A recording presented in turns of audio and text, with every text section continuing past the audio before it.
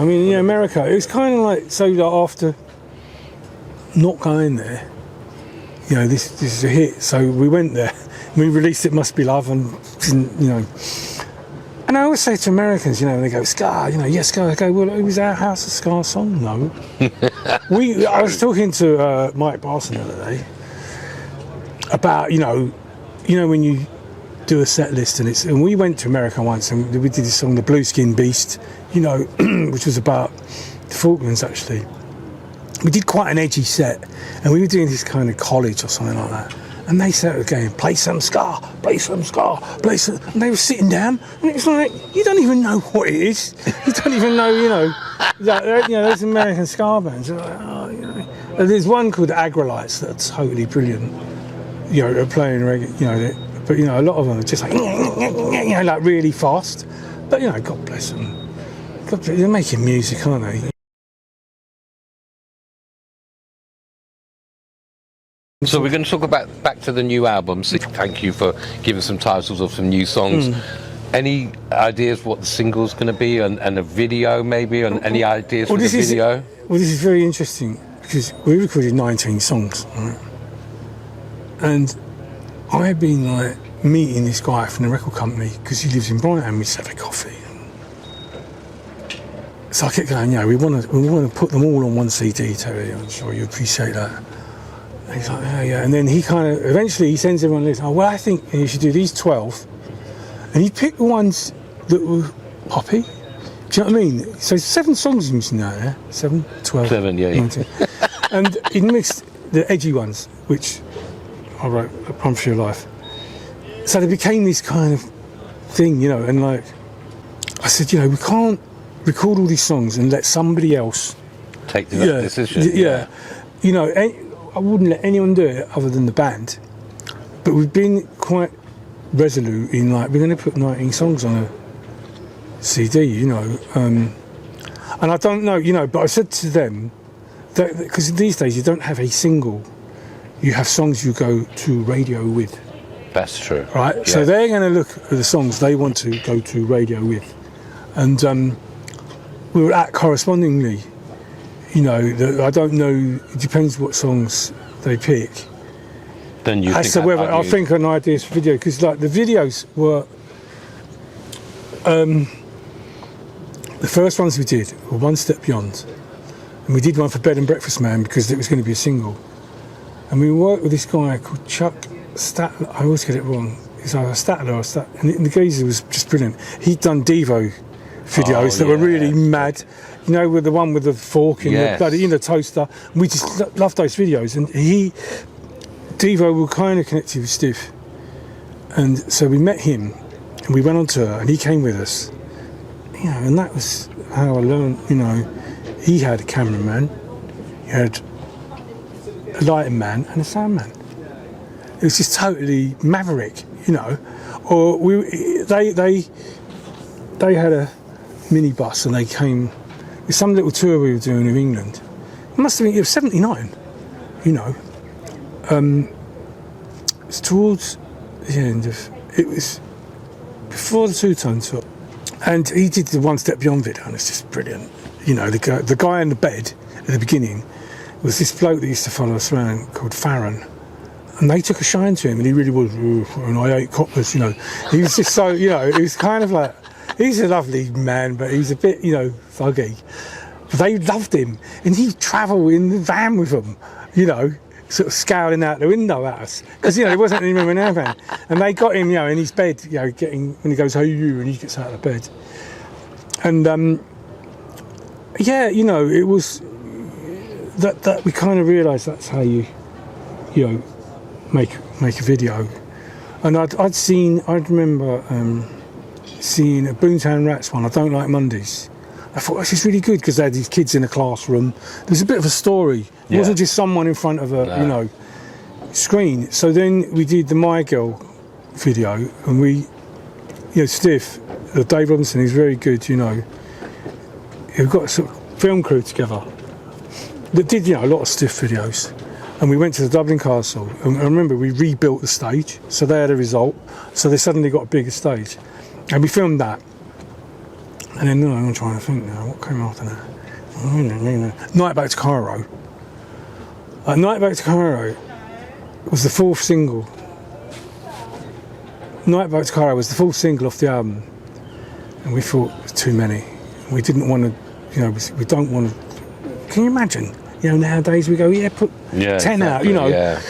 We were that kind of, we thought we were ripping people off, And so there's a big argument about doing a video or not. And then we decided to do one, and I wanted us to have some sort of boat going down the Thames. But we didn't have time, and we filmed in a green screen studio, which was, I think, something to do with Jonathan Ross. Okay. Not that we knew him, or he owned it or something. And I always thought, what a crap video, but people love it. We were all drunk. Well, not all of us, because we just got these gold discs, so we were all flipping drunk. Pause. It's not one of these John Deere things, look. They just like driving around, don't they?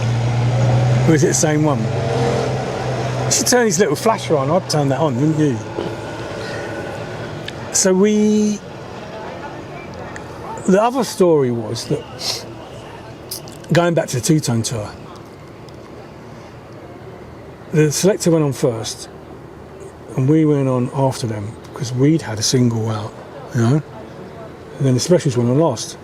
And during the tour, on my radio, which was brilliant, started going out of charts. So they suddenly were like, bigger than us. So it was getting a bit like maybe we should go on first. And then One Step Beyond come out, game over. But that was all during that tour, because I remember we went to do Top of the Pops. What was that like? Because obviously as a kid, unfortunately, it's not. If people don't know, that's not on anymore. And it was an iconic show. And it was. Big shout out to Chris Cowie, who we interviewed, who's an amazing guy. I mean, that was like hold on, wasn't Chris Cowie? Maybe it was before him then. But Top of the Pops, something you'd always watched. And when we got there, I thought it's so small. Everyone says it's so small. Yeah. And they had these cameras, a 9.5 lens, by the way, which we used in film. It makes things look bigger. Well, you'd know about that, wouldn't you? There's some kind of, don't ask me how, it's not a wide angle, but it makes things look bigger. And I thought it's so small in there. And I came home and I watched us on Top of it. I thought it looks quite big, but who was on the show when you guys were for the first time? Do you remember? I can't remember, but I know that. The first time we were on it, I can't remember, mate. But as a musician and watching TV and seeing all the bands that you loved, that must have been such a big thing, to go on Top of the Pops, and it really helped bands' careers most of the time. I have a Cliff Richard story. It's because Cliff's flipping, I like the guy, and he's got quite a good sense of humour. I met him once or twice. But we were doing, I don't know if it's the first time, we were doing Top of the Pops, and they always used to go, do you want makeup? We're like, makeup. So one day I thought, I'll go and have some makeup, for a laugh. So I'm sitting there and they're putting the makeup on. And I said, can you make me look as young as Cliff Richards? And I turned around and guess who was sitting there? No, it was Costello. No, Cliff Richards was sitting next to me. And I said, how Cliff. did you react to that? No, he was laughing. Okay. So, shopping trolleys. Jesus Christ. Empty shopping trolleys. This is good. You should be filming this. This is Brighton Marina. This is. It's not. It's happening it's right not now. bloody Saint-Tropez, is it? By any stretch of the flipping. This, I think, you should leave all this in. We're in Monaco. And, on a sunny day in Monaco. Princess flipping. So where was it? So old Cliff was there. Yeah, because I said to Cliff, how's it going? And I sort of said, when are you on? And he went, I'm closing the show. Because he was on last. But tell you what, Cliff, Sir Cliff, that wasn't the best spot because around that time everyone went to make a cup of tea because Coronation Street was on. Of course. The all our country rushed off to, so we had the best slot. But yeah, it was good going on there. But going back to the videos, so we did the Night Boat one, and then the next one was Baggy Trousers, all right? And that was the one, where Lee said, you know, he said he wanted these dummies, which would be representing us, to be there, and he wanted to fly through the air and kick their heads off. You know, and it's supposed to be us, like, I mean, like, Lee, you know, that's a bit flipping harsh. So in the end, we went to this school in Islip Street in Kentish Town. We filmed most of it around there. Yeah, about all of it, actually. And we used the dummies ended up in the pub, but we put Lee on this crane with this wire, you know, and it's lovely, you know, he flies and you see Suggs looking at him, and it really was cracky, you know, like, it was quite shocking. He goes flying through the air. So by that time, I was already into the editing of the videos, you know, and I went along, and it's a shame because some of it we filmed from below, so you see him with all the clouds, but it got bleached, you know, when they processed the film. It wasn't really that good, but you couldn't see the wire.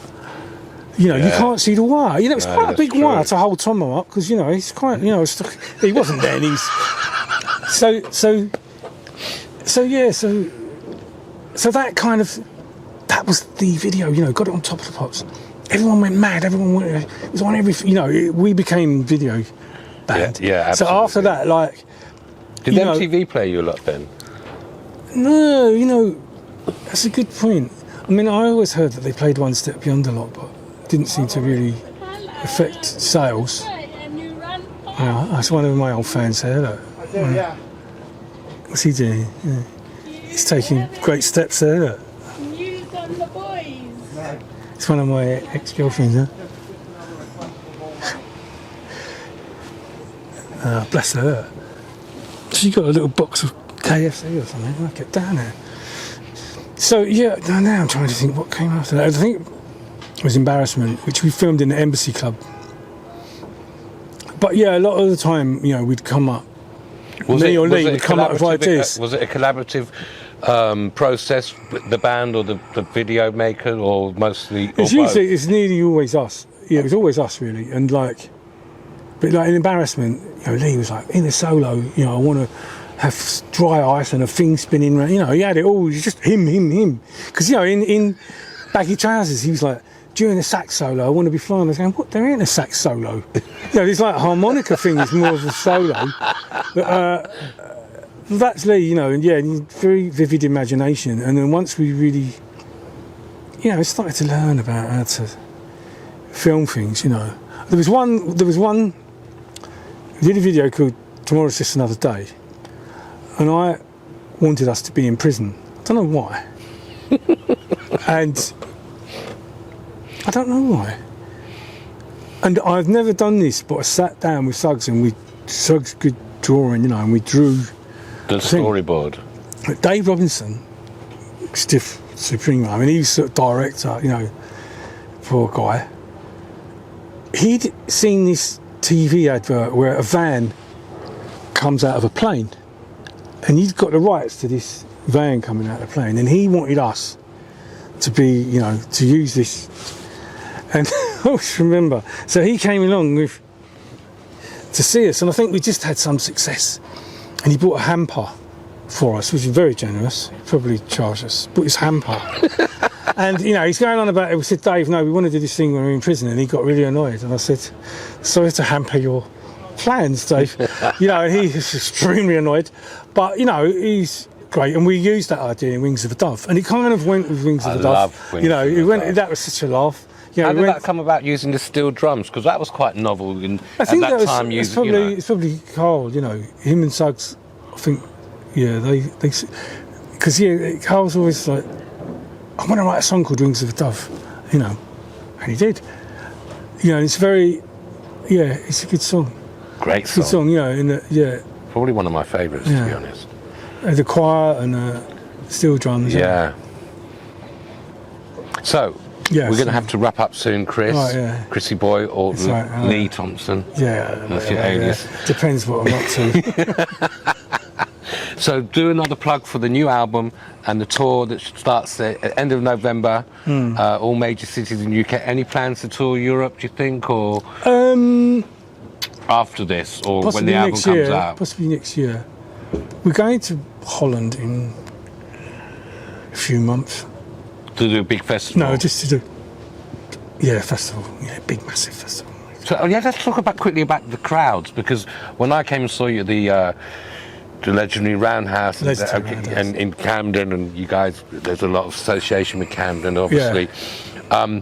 It's a very cross-generational crowd. So you must have so many followers who followed you from the beginning, from day one, and then you got their children, grandchildren, because your songs appeal to everybody. How old are you, Terry? You don't have to. I'm 56, Leo, like you, so I'll be 56 in... You're 10 years younger than me. So when we started, you were like 11. Wow. You were like 11. Yeah. Did you like us then? Or? Absolutely. All right, so... I'm not just saying that. But no, I mean, obviously, yeah. Like I say, you're one of the most iconic British bands. We were pretty big at that time in your youth. But it's like, it's a bit of a multifaceted thing. But yeah, I do get people write to the website and I answer questions, which I haven't done for a while. But they really get, you get people. I was up in our loft, and I found my dad's old, and they, really, what have kids got these days to listen to? That's kind of like fun and. Talking of kids, what about your kids and grandkids? They must be so proud. They're not really bothered. No. They don't. I mean, my daughter, she's now 16. Yeah, when she was like, a couple of times, she sung at festival. She sang, "This girl is on fire." Because this is it's a Showtime thing, when I sing a song. I don't know if people know this. The film The Matrix, went to see it in New York with Carl Suggs and Lee. Went to see The Matrix. And the premiere? No. Okay. Come on. And in it, he goes, we need guns, lots of guns. And the guy in front of me went, "Showtime," because he knew it was going to be action-packed from that point, So many years later, we were doing a show, and I don't drink before I go on, but I was refreshed. And I looked at the set list, and I thought, oh my God, it's nearly, it's all hits. It's all hits. And I just got the mic and I went, "Showtime," all right? And we were doing, House of Fun, and I kept going, "Showtime." The next night, Suggs went to me, "Chris, what time is it?" And I went, "Showtime." And then I started going, "Let's get ready to rumble," and just doing all this, "Showtime." And then I did get a bit sick of it. And then one time we were in Holland, and sometime after, and I got Highway to Hell, and I got the beginning of it. I spliced it together, so it just was guitar, and then and I sung Highway to Hell, right? It's like Jesus. So since then, I've done like loads of songs, but Highway to Hell is always because you could be in a blooming Amazon rainforest, and people are going to know it, of course. And I did that and Living on a Prayer, which is very hard. Sort of goes down well. And then I get... Great guitarist, I have to say, Richie Sambora. Yeah.